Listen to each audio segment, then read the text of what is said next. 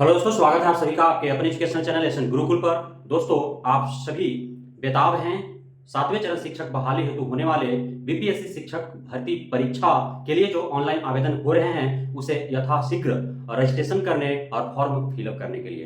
दोस्तों, हम आपको पहले भी आगाह किए हैं और आज भी इस वीडियो के माध्यम से हम बता रहे हैं कि अभी काफी दिन शेष हैं। अभी आपका जो रजिस्ट्रेशन होगा वह 12 जुलाई तक होने वाला है और आज जो है आपका 22 जून ही है, इसलिए आपको विशेष चिंता करने की आवश्यकता नहीं है। आप आराम से हर चीज जो भी बिंदुवार है, जो जो डॉक्यूमेंट्स मांगे जा रहे हैं, जो जो डाटा मांगे जा रहे हैं, उसके बारे में संतुष्ट हो जाइए और जो है संतुष्ट होने के बाद जो है आप फॉर्म फिलअप को बेहद ही अच्छे ढंग से भरें। दोस्तों, आज हम इस वीडियो के माध्यम से आपको रजिस्ट्रेशन में लगने वाले जो भी डॉक्यूमेंट्स और डाटा हैं उसके बारे में हम आपको 100% गारंटी के साथ सही और सटीक बताने जा रहे हैं। इस वीडियो में अंत तक बने रहेंगे। दोस्तों, जहां तक रजिस्ट्रेशन का सवाल है तो रजिस्ट्रेशन आप में से बहुत लोगों ने कर लिया होगा और बहुत लोग जो है अभी नहीं किए हैं। तो जो कर चुके हैं उन्हें भी कोई दिक्कत नहीं है, जो करने वाले हैं उनके लिए तो बल्ले बल्ले है। आपको इस वीडियो के माध्यम से सारे डाटा और डॉक्यूमेंट्स के बारे में सही जानकारी मिलेगा और इसके बाद जाकर के आज ही आप रजिस्ट्रेशन कर सकते हैं। और जिन्होंने रजिस्ट्रेशन किया है,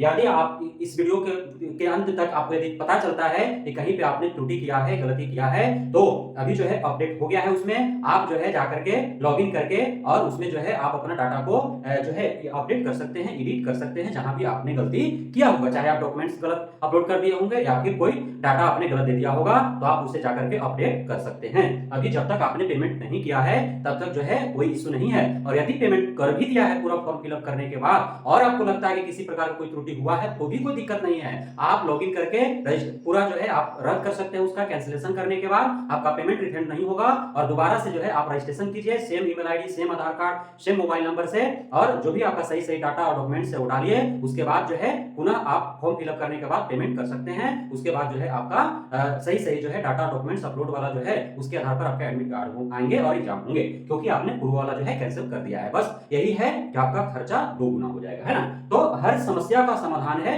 बस समय मांगता है ना। तो इसलिए आपको चिंता करने की जरूरत नहीं है, आप आराम से तैयारी कीजिए। रजिस्ट्रेशन का बात है तो रजिस्ट्रेशन में आपको क्या क्या मांग रहा है ना, इसको हम लोग देखते हैं। रजिस्ट्रेशन में आपको मांग रहा है आधार कार्ड। क्या मांग रहा है? आधार कार्ड हो, है ना, या फिर इसमें आपका जो है पैन कार्ड भी आपका चलेगा, है ना। उसके बाद आपका ड्राइवरी लाइसेंस भी आपका चलेगा, है ना। ड्राइवरी लाइसेंस भी आपके पास है तो इसको भी अपलोड कर सकते हैं, है ना। तो इसमें से आप बेहतर क्या हो सकता है, जब ऑप्शन दिया ही है कि आप आधार कार्ड भी डाल सकते हैं, पैन कार्ड भी अपलोड कर सकते हैं, आप ड्राइविंग लाइसेंस भी डाल सकते हो, तो बेहतर क्या होता है? बेहतर में आधार कार्ड को इसलिए लिया जा रहा है कि यदि आप आधार कार्ड अपलोड करते हैं और आधार कार्ड नंबर आप डालते हैं तो आपका जो 200 रुपया एक्स्ट्रा जो चार्जेज है बायोमेट्रिक फी, वो जो आपको बच जाएंगे, है ना। लेकिन आपका पैन कार्ड, आधार कार्ड, ड्राइविंग लाइसेंस में से तीनों जो है आप जो है डाल सकते हो, है ना। फोटो पहचान पत्र के रूप में जो है इसे अपलोड करना है। तो जो भी आप डॉक्यूमेंट्स है, आधार कार्ड डालेंगे तो आधार नंबर आपको डाल देना है, पैन कार्ड डालेंगे तो उसका नंबर आपको डालना है, ड्राइविंग लाइसेंस डालेंगे तो उसका नंबर डालना है।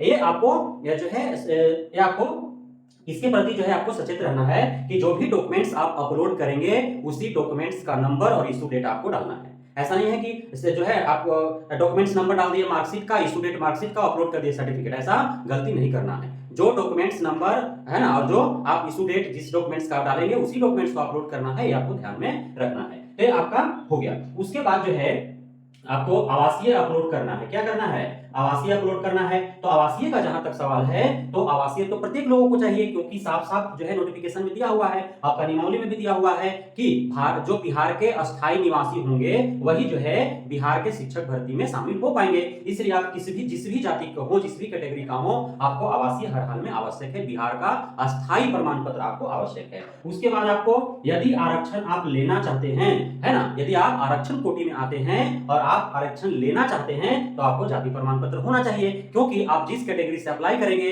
आप कैसे सरकार को पता चलेगा, आयोग और विभाग को, कि आप उसी जाति से हैं, उसका प्रमाण पत्र आपको चाहिए। और जो भी आवासीय और जाति आपको अपलोड करना है रजिस्ट्रेशन के टाइम में वो आपको जो है कहां का होना चाहिए, तो आपका अंचल का होना चाहिए। राजस्व प्राधिकारी अंचलाधिकारी के सीओ के द्वारा जो है वो बना होना चाहिए, है ना। तो जाति किसको चाहिए? जाति सिर्फ जाति जो है वो एससी एसटी को, एससी और एसटी जो है उनको सिर्फ आवासीय और जाति चाहिए। उसके बाद जो आपका जनरल कैटेगरी के जो हैं और ईडब्ल्यूएस में आते हैं, है ना, जो जनरल कैटेगरी के हैं और ईडब्ल्यूएस में आते हैं तो उन्हें ईडब्ल्यूएस चाहिए। क्या चाहिए? ईडब्ल्यूएस अपलोड करना है। और जो आपका ओबीसी आते हैं तो उनको ओबीसी अपलोड करना है, ओबीसी एनसीएल क्या करना है, ओबीसी एनसीएल। अब इसमें सबसे बड़ा चीज कल जो है आपका सरकार के द्वारा, आयोग विभाग के द्वारा जो है लेटर जारी कर दिया गया है प्रत्येक जिला के जिला पदाधिकारियों के नाम से कि आप अधीनस्थ पदाधिकारी को जो है वहां पे सूचित कर दें कि जो भी शिक्षक अभ्यर्थी जो हैं यदि उनके पास जो है जाति आवासीय आय ईडब्ल्यूएस ओबीसी के लिए जा रहे हैं तो बेहद ही सरलता से उन्हें जो है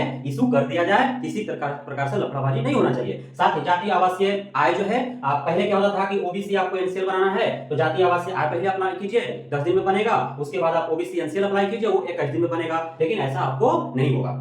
जाति आवासीय आय जो है आप ऑनलाइन आवेदन कर दीजिए, ऑनलाइन आवेदन करने के बाद आप जो है जाति आवासीय आय ओबीसी एनसीएल तीनों एक साथ जो है आप सभी एक साथ आप आवेदन कर सकते हैं। ओबीसी एनसीएल के लिए शपथ पत्र सिर्फ आपको देना है ना, जाति आवासीय आय उसके साथ संलग्न करना आवश्यक नहीं है, तो आप एक साथ अप्लाई कर सकते हैं। और ऑनलाइन का जो रिसीविंग होगा और रिसीविंग ले जा करके आप अंचलाधिकारी के पास जाइए, अंचल जो है वहां पे जाइए और उसके बाद जो है आप वहां से निर्गत करवा सकते हैं हैंड टू हैंड, है ना। ये जो है सरकार के द्वारा जो है आपका प्रत्येक जिला अधिकारी को जो है उन्हें कल ही जो है वो लेटर प्रदान कर दिया गया है, तो ये आपको सहूलियत दिया गया है, आप जो है आरक्षण का लाभ इस प्रकार ले सकते हैं। तो जो भी आपका जो है जाति आवासीय आय के बारे में हमने आपको बता दिया। उसके बाद जो है अब इसमें भी आवासीय आप अपलोड कर रहे हैं तो आवासीय का जो है आपका सर्टिफिकेट नंबर जो रहता है वो आपको अपलोड करना है, वो आपको डालना है और इशू डेट जो है वो डालना है। उसके बाद आवासीय अपलोड कर दीजिए। यदि आप जाति प्रमाण पत्र अपलोड कर रहे हैं, ईडब्ल्यूएस कर रहे हैं, ओबीसी एनसीएल कर रहे हैं तो उसका जो है आप नंबर डालना है ना, सीरियल नंबर जो भी होता है, और उसमें जो है आपका इशू डेट उसका डालना है, उसके बाद उसको अपलोड कर देना है। तो ये हो गया आपका आवासीय जाति के बारे में। उसके बाद जो है आपको अपलोड करना है सीटेट, है ना। सीटेट का अब सीटेट वाला में बहुत सारे को समस्या है, क्योंकि जो है जब हमारे अतुल साहब ने जब जो बीपीएससी के चेयरमैन उन्होंने जब आपका ट्वीट किया था उसके बाद काफी जो है यूट्यूब चैनलों पर अलग अलग तरह की बातें कही गई थी, लेकिन हमने आपको उस दिन भी बता दिया था कि ऐसा उन्होंने नहीं कहा है कि सीटेट का मार्कशीट अपलोड नहीं करना है। उन्होंने सिर्फ कहा कि जिनके पास सर्टिफिकेट है वो उन्हें हर हाल में सर्टिफिकेट ही अपलोड करना है। यदि सर्टिफिकेट नंबर नहीं है तो सर्टिफिकेट नंबर में एनो लिख दीजिए। अब इशू डेट तो आपका जो डिजिटल साइन जो है, डिजिटल साइन जो है उसके नीचे आपका इशू डेट दिया हुआ है ना। तो वो जो आपका 12/4/2023 जो 2023 में जो पास किए हैं उनका शायद है, तो जो आपका डिजिटल साइन के नीचे जो इशू डेट लिखा हुआ है वो डेट आपको डालना है, और सीटेट जो मार्कशीट है सीरियल नंबर है उसको डाल देना है। उसके बाद मार्कशीट आप अपलोड कर दीजिए। यदि आप सर्टिफिकेट अपलोड करना चाहते हैं, जिनके पास सर्टिफिकेट है वो सर्टिफिकेट अपलोड करें। सर्टिफिकेट नंबर में आप एनए डाल दीजिए, इशू डेट तो आपका है ही, डिजिटल साइन के नीचे वो वाला डाल दीजिए, तो आप इस प्रकार जो है अपलोड कर सकते हैं। तो ये जो है आपका रजिस्ट्रेशन का ये डॉक्यूमेंट्स है। और डाटा में क्या है, तो डाटा में आपको जो है इसके साथ साथ आपका ईमेल आईडी डालना है, प्रॉपर ईमेल आईडी डालिए जो आप जनरली यूज करते हैं और यूज करेंगे। मोबाइल नंबर भी डालिए जो आप बंद नहीं करेंगे, हमेशा यूज करेंगे, है ना। मोबाइल नंबर डालिए, वो ईमेल आईडी डालिए। उसके बाद आपका जो है नाम डालना है ना, नेम डालना है। तो नाम आपका जो मैट्रिक के सर्टिफिकेट मार्कशीट पर है वो नाम डालिए। फादर का नाम भी जो आपका मैट्रिक के सर्टिफिकेट और मार्कशीट पर है वो नाम डालिए, है ना। उसके बाद माता का नाम खोज रहा है तो माता का नाम भी आप मैट्रिक के हिसाब से डालिए, डेट ऑफ बर्थ भी आप मैट्रिक के हिसाब से डालिए, है ना। यदि हाँ, ये आपको निश्चिंत रहना है कि मैट्रिक के हिसाब से ही आपको सारा डाटा फिल करना है। आपका नाम, पिता के नाम, माता का नाम, डेट ऑफ बर्थ, ये जो है आपको मैट्रिक के हिसाब से ही फिल करना है। उसके बाद यदि इंटर में, ग्रेजुएशन में, डीएलएड, बीएड में, सीटेट में यदि गलती भी हो गया है तो कोई दिक्कत नहीं है। उसका भी समाधान क्या है, उसका समाधान क्या है कि आप अपना नजदीकी जो है कोर्ट में जाइए, कचहरी में जाइए, वहां पे जो फर्स्ट लेवल का जो मजिस्ट्रेट होता है उससे आप जो है मुश्किल से 500 रुपए लगेंगे, और वहां पे जाकर के आप एफिडेविट एक बनवा लीजिए, है ना। और उस एफिडेविट को और जो भी डॉक्यूमेंट्स आपका गलत है उसके साथ जो है आप नजदीकी कैफे में जाकर के पीडीएफ एक साथ बनवा लीजिए।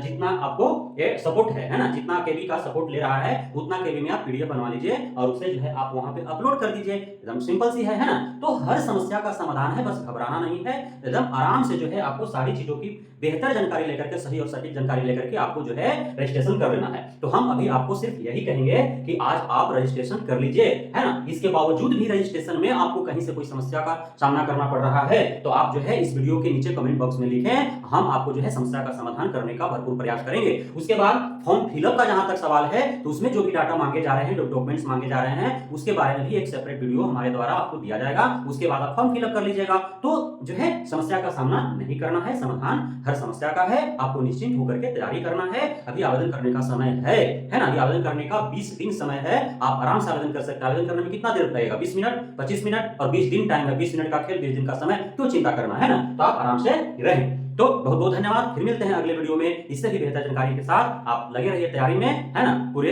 युद्ध स्तर पर तैयारी कीजिए, बहुत कम समय बचा हुआ है और फर्स्ट जो है पहले दफा में ही बीपीएससी क्रैक कर जाना है। यह इस उम्मीद और इस भरोसे के साथ, इस लक्ष्य के साथ जो है तैयारी में दिन रात जुटे रहना है। तो धन्यवाद।